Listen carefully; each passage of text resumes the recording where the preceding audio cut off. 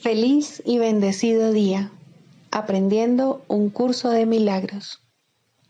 El secreto de la verdadera oración es olvidarte de las cosas que crees necesitar. Pedir algo específico es igual que ver el pecado primero y luego perdonarlo. Del mismo modo, al orar pasas por alto tus necesidades específicas, tal como las ves, y las dejas en manos de Dios.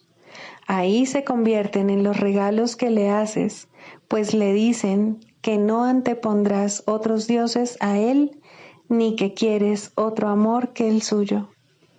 Este libro es un comienzo, no un final.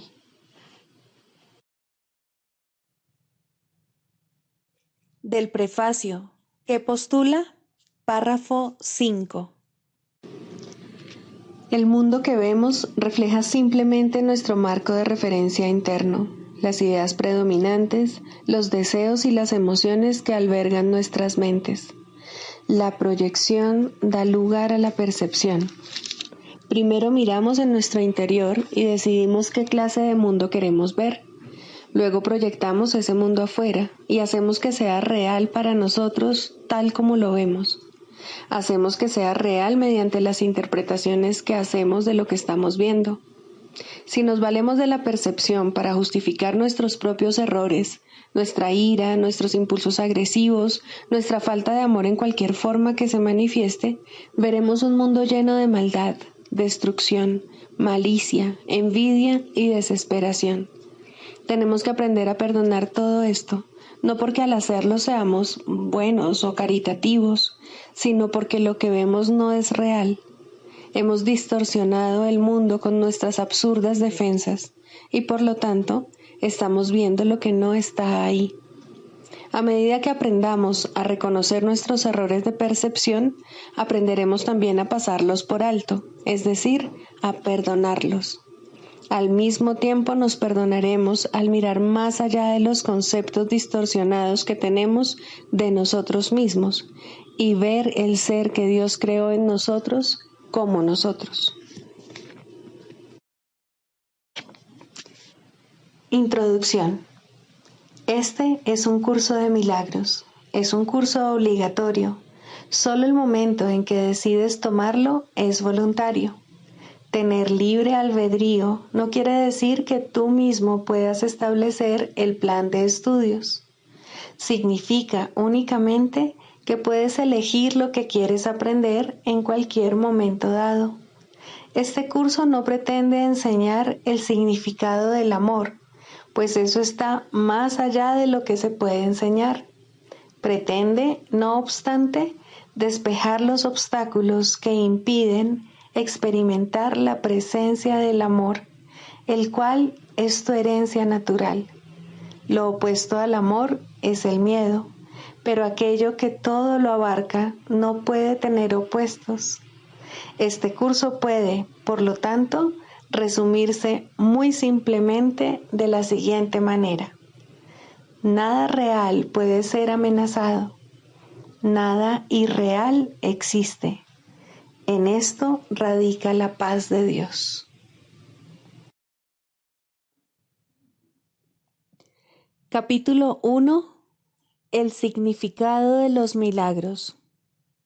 Primero, principios de los milagros. Principio 2. Los milagros, de por sí, no importan. Lo único que importa es su origen, el cual está más allá de toda posible evaluación. Capítulo 13. El mundo inocente. Quinto, las dos emociones. Dije anteriormente que solo puedes experimentar dos emociones, amor y miedo.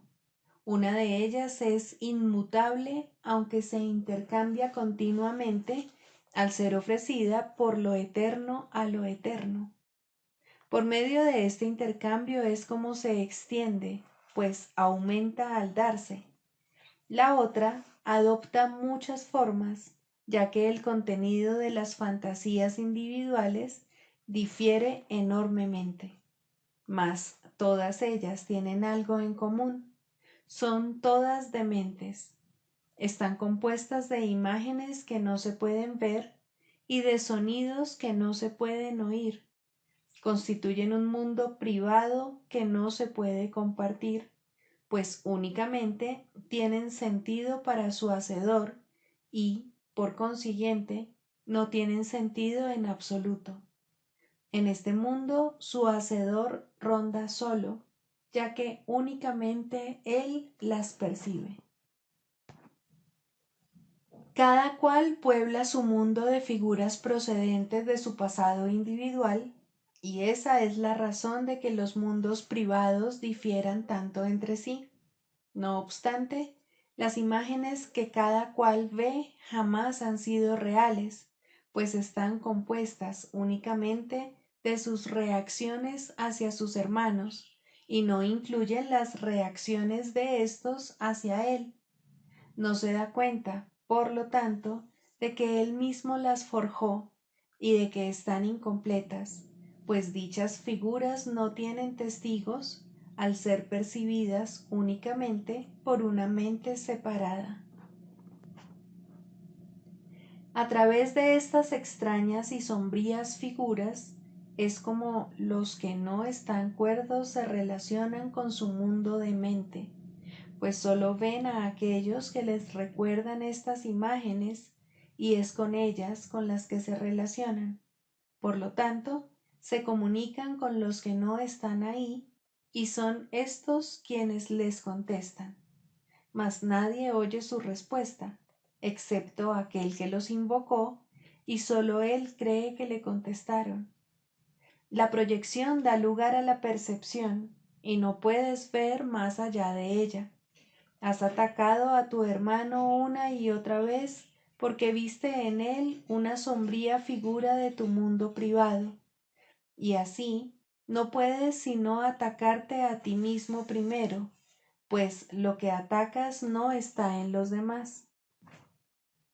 La única realidad de lo que atacas se encuentra en tu propia mente, y al atacar a otros estás, literalmente, atacando algo que no está ahí. Los que viven engañados pueden ser muy destructivos, pues no se dan cuenta de que se han condenado a sí mismos. No desean morir, sin embargo, no dejan de condenar.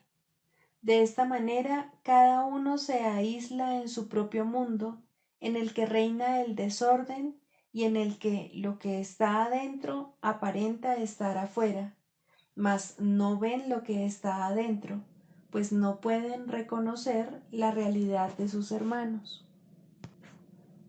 Solo puedes experimentar dos emociones, pero en tu mundo privado reaccionas ante cada una de ellas como si se tratase de la otra. El amor no puede residir en un mundo aparte, donde no se le reconoce cuando hace acto de presencia. Si lo que ves en tu hermano es tu propio odio, no estás viéndolo a él. Todo el mundo se acerca a lo que ama y se aleja de lo que teme, y tú reaccionas con miedo ante el amor y te alejas de él. Sin embargo, el miedo te atrae, y tomándolo por amor, lo invitas a que venga a ti. Tu mundo privado está lleno de figuras tétricas que tú mismo has inventado, y por lo tanto no puedes ver todo el amor que tus hermanos te ofrecen.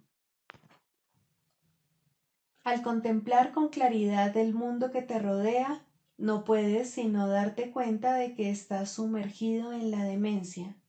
Ves lo que no está ahí y oyes lo que no emite sonido. Las emociones que expresas reflejan lo opuesto de lo que sientes. No te comunicas con nadie y te encuentras tan aislado de la realidad como si tú fueses lo único que existe en todo el universo. En tu demencia pasas por alto la realidad completamente, y donde quiera que tu mirada se posa, no ves más que tu mente dividida. Dios te llama, mas tú no le oyes, pues estás embebido en tu propia voz, y no puedes ver la visión de Cristo, pues solo te ves a ti mismo. Criatura de Dios, ¿es eso lo que le quieres ofrecer a tu Padre? Pues si te lo ofreces a ti mismo, se lo ofreces a Él, mas Él no te lo devolverá, pues no es digno de ti, porque no es digno de Él. Aún así, Él quiere liberarte de ello y ponerte en libertad. Su respuesta cuerda te dice que lo que te has ofrecido a ti mismo no es verdad, pero que el ofrecimiento que Él te hizo sigue en pie. Tú no sabes lo que haces. Puedes aprender lo que es la demencia y mirar más allá de ella. Se te ha concedido poder aprender a negarla y a escapar de tu mundo privado en paz. Verás todo lo que negaste a tus hermanos al haberlo negado en ti mismo, pues los amarás y, al acercarte a ellos, los atraerás a ti al percibirlos como los testigos de la realidad que compartes con Dios.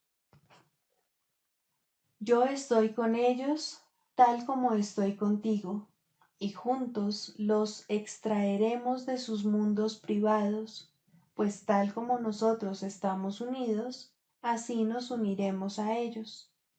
El Padre nos da la bienvenida a todos con alegría, y alegría es lo que le debemos ofrecer, pues se te ha encomendado cada hijo de Dios, a quien Dios se dio a sí mismo, y es Dios lo que les debes ofrecer para que puedas reconocer el regalo que Él te hizo.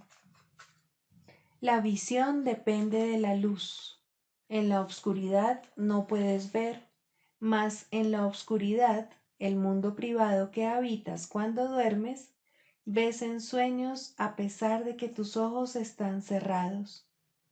Ahí es donde lo que ves es obra tuya. Con todo, si abandonas la oscuridad, dejarás de ver todo lo que hiciste, pues verlo depende de negar la visión. Sin embargo, negar la visión no quiere decir que no puedas ver, mas eso es lo que hace la negación, pues mediante ella aceptas la demencia al creer que puedes construir un mundo privado y gobernar tu propia percepción. Mas para esto, la luz tiene que ser excluida. Cuando ésta llega, no obstante, los sueños se desvanecen y entonces puedes ver. No intentes alcanzar la visión valiéndote de los ojos, pues tú mismo inventaste tu manera de ver para así poder ver en la oscuridad, y en eso te engañas. Más allá de esta oscuridad, pero todavía dentro de ti, se encuentra la visión de Cristo, quien contempla todo en la luz. Tu visión emana del miedo, tal como la suya emana del amor. Él ve por ti, al ser tu testigo del mundo real. Él es la manifestación del Espíritu Santo y lo único que hace es contemplar el mundo real, invocar a sus testigos y acercártelos. Cristo ama lo que ve en ti y su deseo es extenderlo, y no retornará al Padre hasta que hayas extendido tu percepción de forma que incluya al Padre, y allí acaba la percepción, pues Él te habrá llevado consigo de vuelta al Padre. Solo puedes experimentar dos emociones. Una la inventaste tú y la otra se te dio. Cada una de ellas representa una manera diferente de ver las cosas, y de sus correspondientes perspectivas emanan dos mundos distintos. Ve a través de la visión que se te ha dado, pues a través de la visión de Cristo, Él se contempla a sí mismo, y al ver lo que Él es, conoce a su Padre. Más allá de tus sueños más tenebrosos, Él ve en ti al inocente Hijo de Dios, resplandeciendo con un fulgor perfecto que tus sueños no pueden atenuar. Y esto es lo que verás a medida que veas todo a través de su visión, pues su visión es el regalo del amor que Él te hace y que el Padre le dio para ti.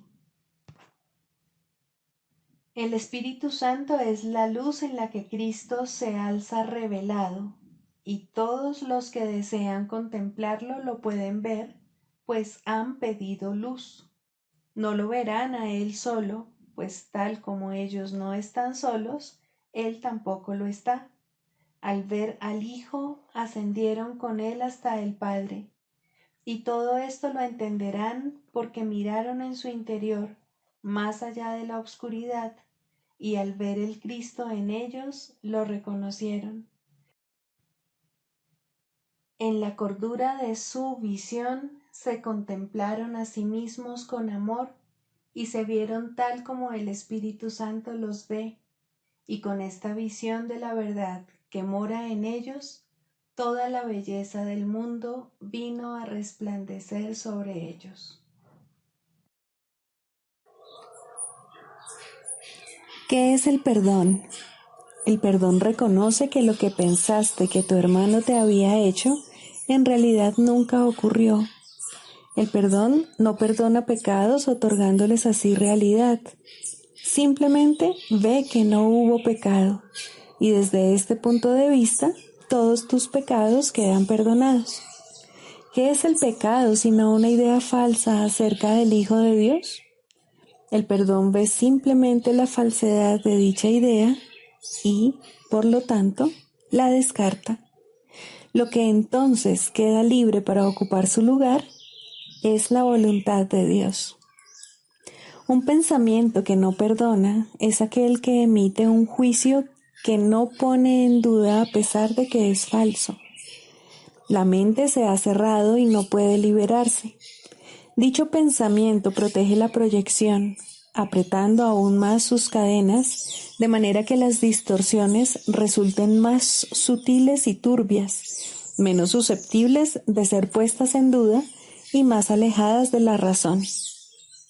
¿Qué puede interponerse entre una proyección fija y el objetivo que ésta ha elegido como su deseada meta? Un pensamiento que no perdona hace muchas cosas. Persigue su objetivo frenéticamente, retorciendo y volcando todo aquello que cree que se interpone en su camino. Su propósito es distorsionar, lo cual es también el medio por el que procura alcanzar ese propósito. Se dedica con furia a arrasar la realidad sin ningún miramiento por nada que parezca contradecir su punto de vista. El perdón, en cambio, es tranquilo y sosegado y no hace nada. No ofende ningún aspecto de la realidad ni busca tergiversarla para que adquiera apariencias que a él le gusten.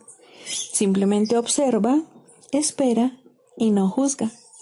El que no perdona se ve obligado a juzgar, pues tiene que justificar el no haber perdonado. Pero aquel que ha de perdonarse a sí mismo debe aprender a darle la bienvenida a la verdad exactamente como ésta es.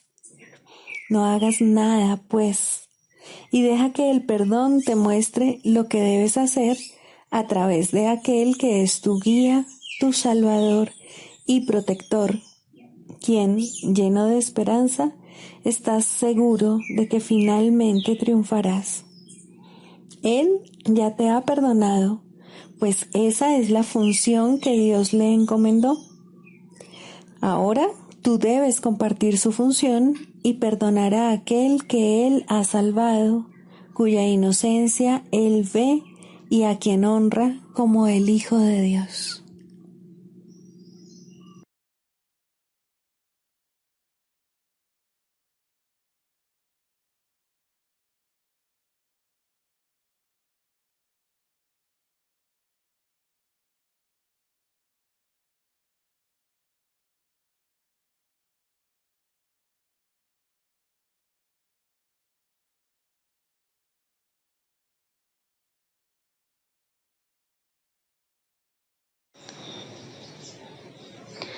Libro de ejercicios, lección 224.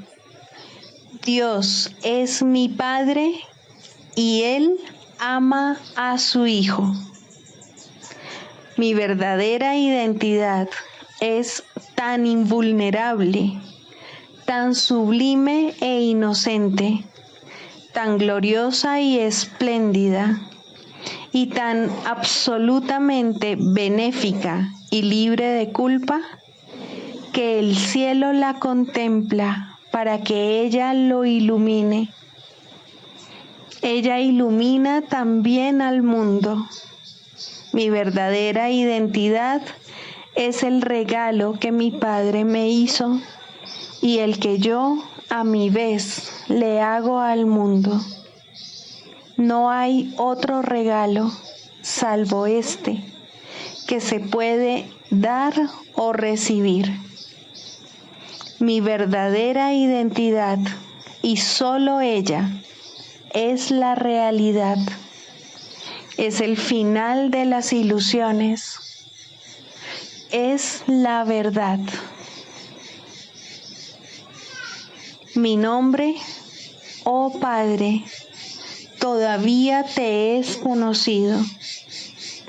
Yo lo he olvidado y no sé a dónde me dirijo, quién soy, ni qué es lo que debo hacer.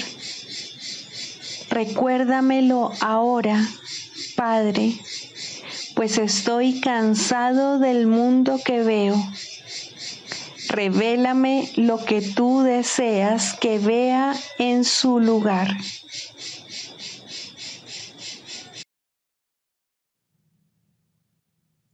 Del Manual para el Maestro, pregunta 4. ¿Cuáles son las características de los maestros de Dios? 2. Honestidad. Todas las demás características de los maestros de Dios se basan en la confianza. Una vez que ésta se ha alcanzado, las otras se suceden naturalmente. Solo los que tienen confianza pueden permitirse ser honestos, pues solo ellos pueden ver el valor de la honestidad. La honestidad no se limita únicamente a lo que dices. El verdadero significado del término es congruencia. Nada de lo que dices está en contradicción con lo que piensas o haces. Ningún pensamiento se opone a otro. Ningún acto contradice tu palabra, ni ninguna palabra está en desacuerdo con otra. Así son los verdaderamente honestos. No están en conflicto consigo mismos a ningún nivel. Por lo tanto, les es imposible estar en conflicto con nada o con nadie. La paz que experimentan los maestros de Dios avanzados se debe en gran medida a su perfecta honestidad. Solo el deseo de engañar da lugar a la pugna. El que es uno consigo mismo no puede ni siquiera concebir el conflicto. El conflicto es el resultado inevitable del autoengaño, y el autoengaño es deshonestidad. Para un maestro de Dios, nada supone un desafío, pues ello implicaría que se abrigan dudas, y la confianza en la que los maestros de Dios descansan con absoluta seguridad hace que les sea imposible dudar. Por lo tanto, solo pueden triunfar. En esto, como en todo, son honestos. Solo pueden triunfar porque nunca hacen su propia voluntad. Eligen por toda la humanidad, por todo el mundo y por todas las cosas que en él habitan, por lo que es inalterable e inmutable, más allá de las apariencias, y por el Hijo de Dios y su Creador. ¿Cómo no iban a triunfar? Eligen con perfecta honestidad, tan seguros de sí mismos como de su elección.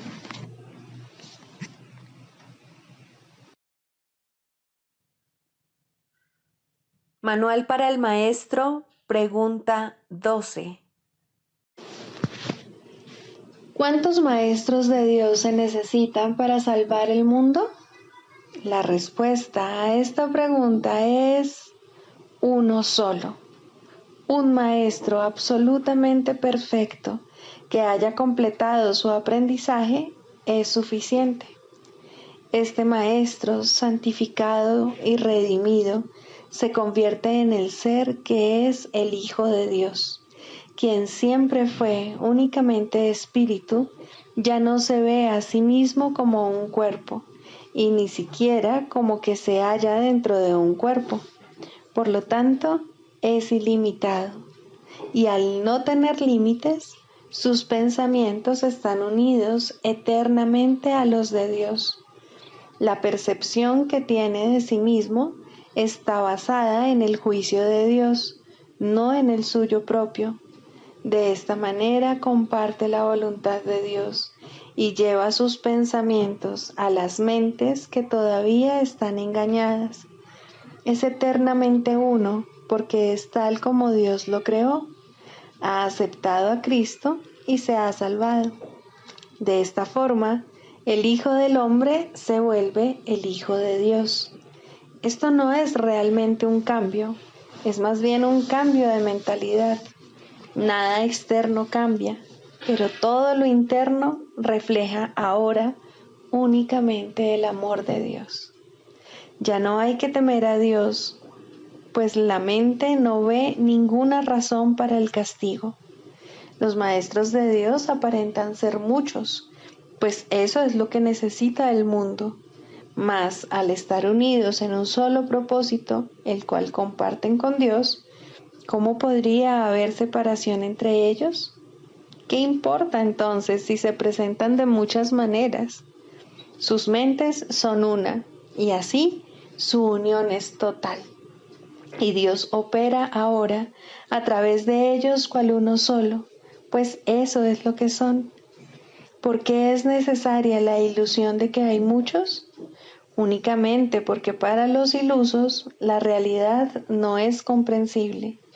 Son muy pocos los que pueden oír la voz de Dios, y ni siquiera estos pueden comunicar sus mensajes directamente por medio del Espíritu que se los dio. Necesitan un medio a través del cual puedan comunicarse con aquellos que no se dan cuenta de que son espíritus. Un cuerpo que éstos puedan ver, una voz que comprendan y escuchen sin el temor que la verdad suscitaría en ellos. No olvides que la verdad solo puede llegar allí donde se le da la bienvenida sin temor. Por eso es por lo que los maestros de Dios necesitan un cuerpo, pues de otra manera su unidad no se podría reconocer directamente. Lo que convierte a los maestros de Dios en maestros es su reconocimiento del verdadero propósito del cuerpo. A medida que avanzan en su profesión, se afianzan más y más en la certeza de que la función del cuerpo no es otra que la de permitir que la voz de Dios hable a través de ellos a otros oídos humanos. Estos oídos llevarán la mente del oyente mensajes que no son de este mundo, y la mente entenderá debido a su origen. Como resultado de este entendimiento, este nuevo Maestro de Dios reconocerá cuál es el verdadero propósito del cuerpo, la única utilidad que realmente tiene. Esta lección basta para dejar que entre el pensamiento de unidad, y lo que es uno se reconoce como uno. Los maestros de Dios parecen compartir la ilusión de la separación, pero por razón del uso que hacen del cuerpo, no creen en la ilusión a pesar de las apariencias. La lección fundamental es siempre esta: el cuerpo se convertirá para ti en aquello para lo que lo uses. Úsalo para pecar o para atacar, que es lo mismo, y lo verás como algo pecaminoso. Al ser algo pecaminoso es débil, y al ser débil sufre y muere. Úsalo para llevar la palabra de Dios a aquellos que no la han oído, y el cuerpo se vuelve santo. Al ser santo no puede enfermar ni morir. Cuando deja de ser útil, se deja a un lado. Eso es todo. La mente toma esta decisión, así como todas las que son responsables de la condición del cuerpo.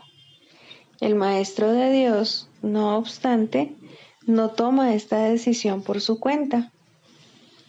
Hacer eso sería conferirle al cuerpo un propósito distinto del que lo mantiene santo. La voz de Dios dirá cuándo ha llevado a término su cometido, tal como le dice cuál es su función. Mas Él no sufre, tanto si se va como si se queda. Ahora es imposible que pueda enfermar. La unicidad y la enfermedad no pueden coexistir. Los maestros de Dios eligen ver sueños por un tiempo. Es una elección consciente, pues han aprendido que toda elección se hace conscientemente, con pleno conocimiento de sus consecuencias. El sueño afirma lo contrario, pero ¿quién pondría su fe en sueños una vez que los has reconocido como tales? Ser conscientes de que están soñando es la verdadera función de los maestros de Dios, quienes observan a los personajes del sueño ir y venir, variar y cambiar, sufrir y morir, mas no se dejan engañar por lo que ven. Reconocen que considerar a una de las figuras del sueño como enferma y separada no es más real que considerarla saludable y hermosa.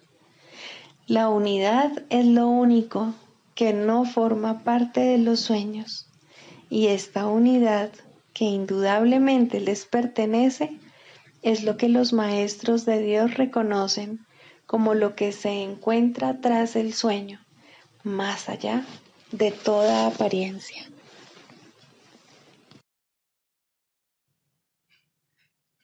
Clarificación de términos. Mente, espíritu.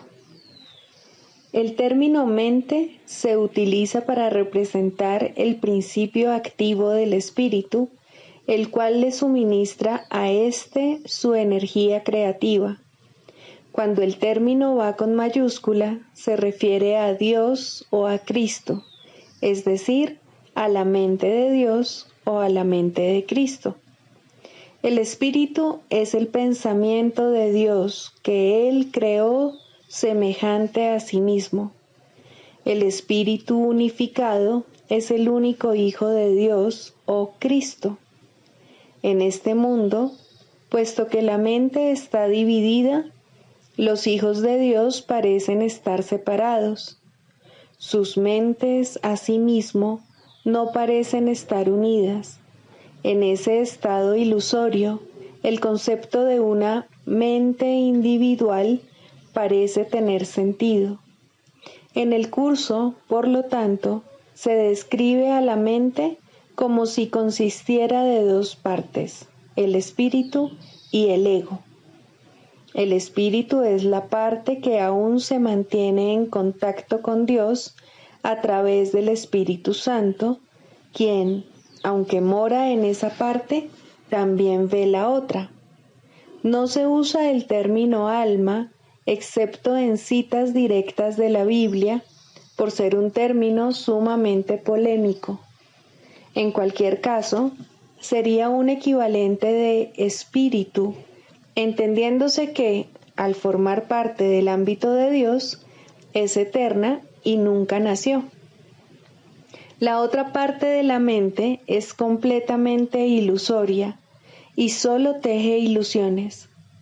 El espíritu conserva su potencial creativo, pero su voluntad, que es la de Dios, parecerá estar cautiva mientras la mente no esté unificada. La creación continúa imperturbable, porque esa es la voluntad de Dios. Dicha voluntad está siempre unificada y por lo tanto no tiene significado en este mundo, no tiene grados ni opuestos. La mente puede gozar de rectitud o estar errada dependiendo de la voz que escuche. La mentalidad recta escucha al Espíritu Santo, perdona al mundo y en su lugar ve el mundo real a través de la visión de Cristo. Esta es la visión final, la última percepción, la condición en la que Dios mismo da el paso final. Ahí, al tiempo y a lo ilusorio les llega su fin.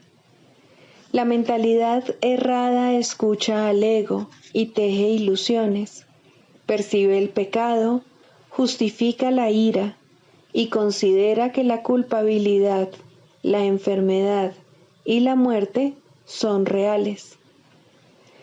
Tanto este mundo como el mundo real son ilusorios, pues la mentalidad recta simplemente pasa por alto o perdona lo que nunca ocurrió. Por lo tanto, la mentalidad recta no es la mentalidad uno de la mente de Cristo, cuya voluntad es una con la de Dios. La única libertad que aún nos queda en este mundo es la libertad de elegir, y la elección es siempre entre dos alternativas o dos voces. La voluntad no está involucrada en la percepción a ningún nivel y no tiene nada que ver con el proceso de elegir. La conciencia es el mecanismo receptor, el cual recibe mensajes tanto del plano superior como del inferior, del Espíritu Santo o del ego. La conciencia tiene niveles y puede cambiar drásticamente de uno a otro, pero no puede trascender el dominio de lo perceptual. En su nivel más elevado, se vuelve consciente del mundo real y puede ser entrenada para hacer eso cada vez con mayor frecuencia. Sin embargo, el hecho mismo de que tenga niveles y de que pueda ser entrenada demuestra que no puede alcanzar el conocimiento. Segundo, el lugar de la religión en la psicoterapia. Para ser un maestro de Dios no es necesario ser religioso o creer siquiera en Dios de modo reconocible. Es necesario, sin embargo, enseñar perdón en lugar de condenación.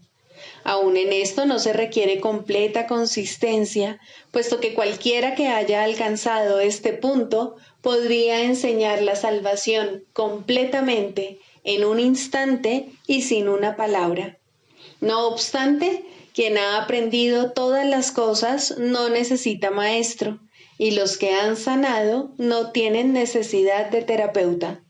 Las relaciones son aún el templo del Espíritu Santo y se perfeccionarán en el tiempo y se restituirán a la eternidad.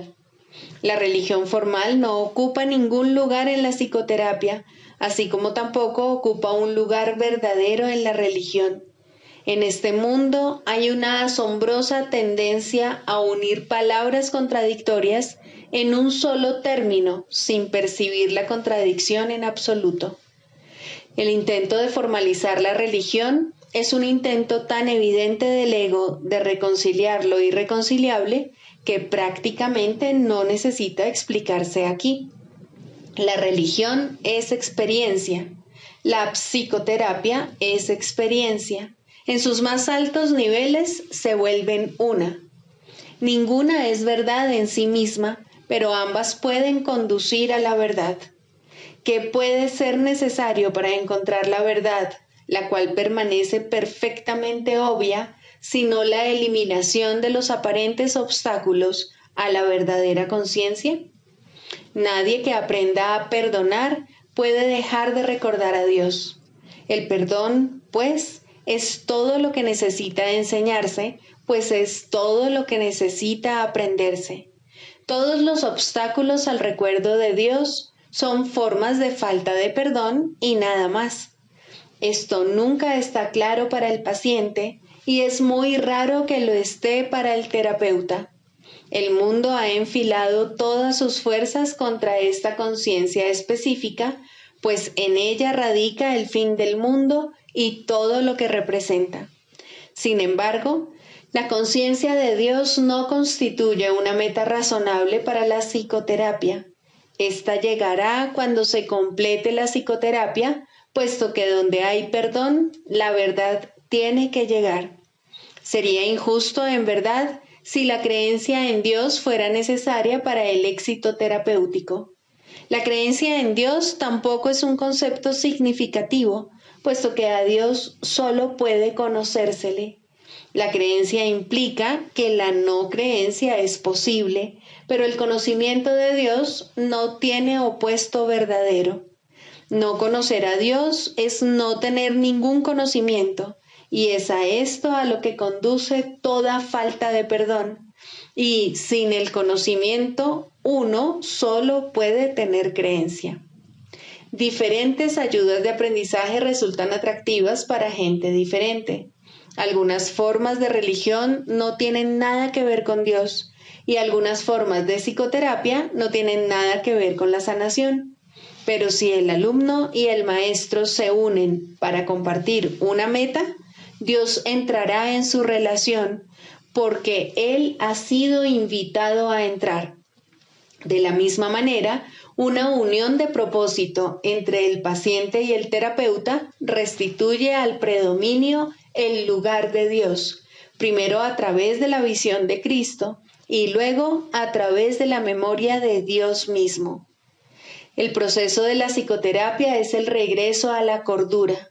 Profesor y alumno, terapeuta y paciente, están todos locos, o de lo contrario, no estarían aquí. Juntos pueden encontrar un camino de salida, puesto que nadie encontrará la cordura solo.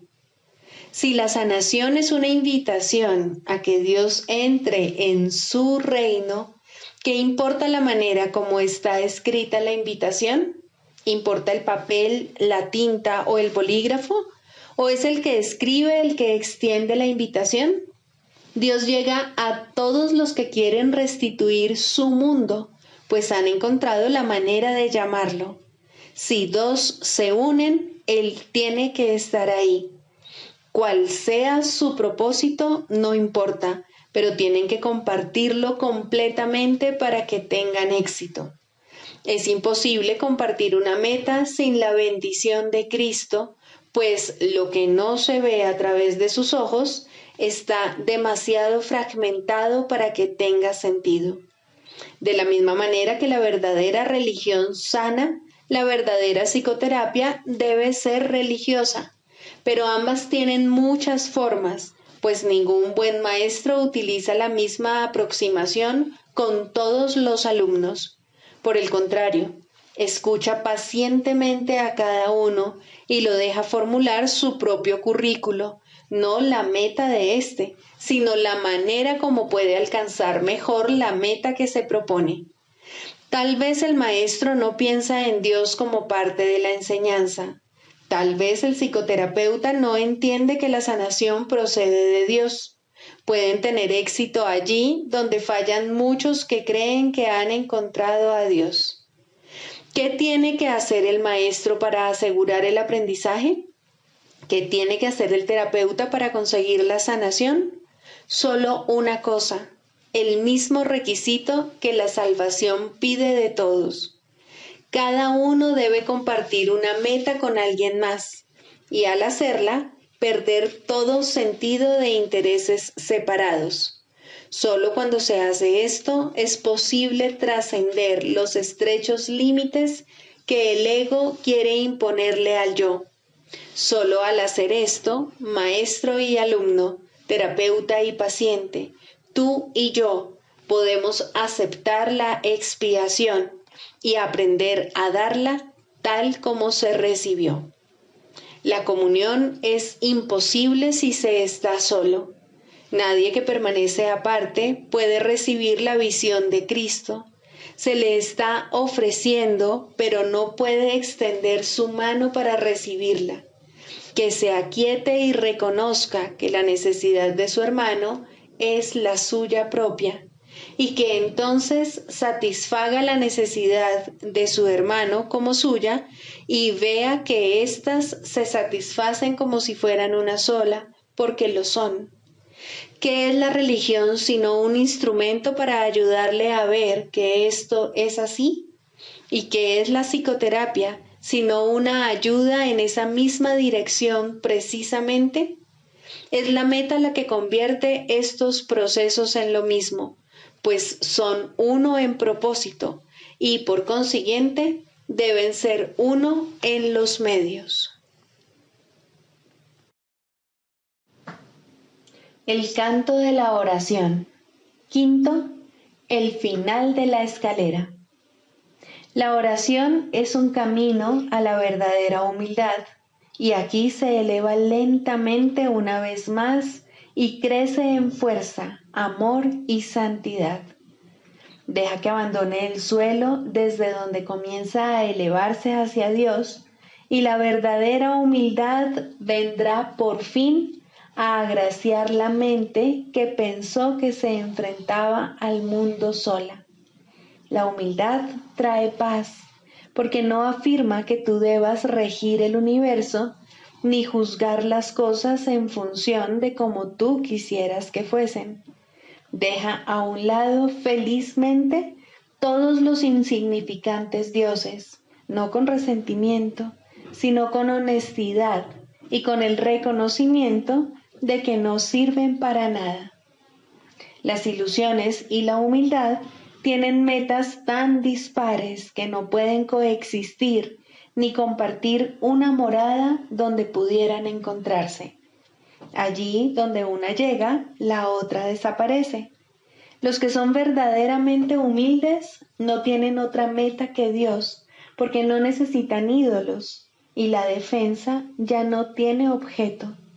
Los enemigos son inútiles ahora, pues la humildad no es confrontativa.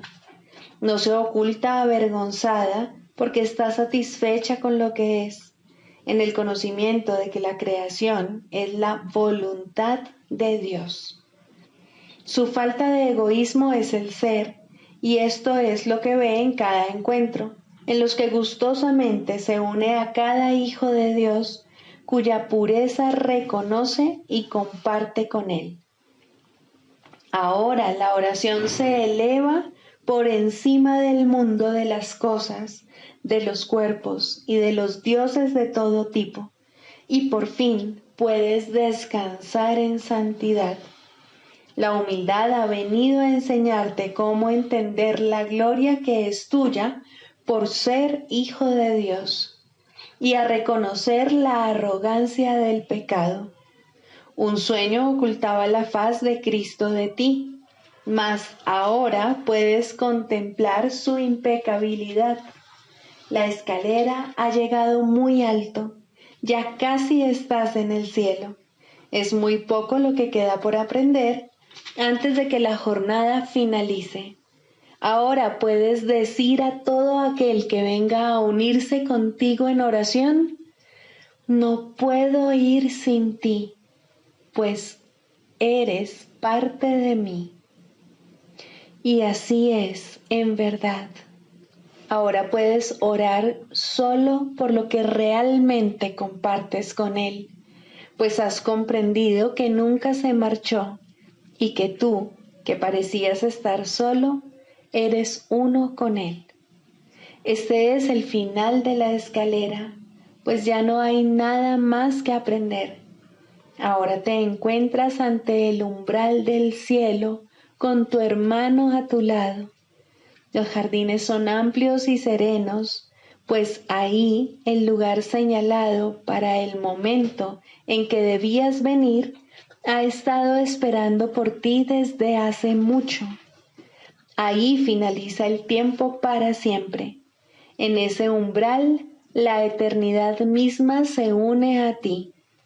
La oración se ha convertido en lo que siempre estuvo destinada a ser, pues has reconocido al Cristo en ti. Sigamos a Jesús haciendo del perdón algo tan natural como respirar y algo tan vital como el aire. Amén.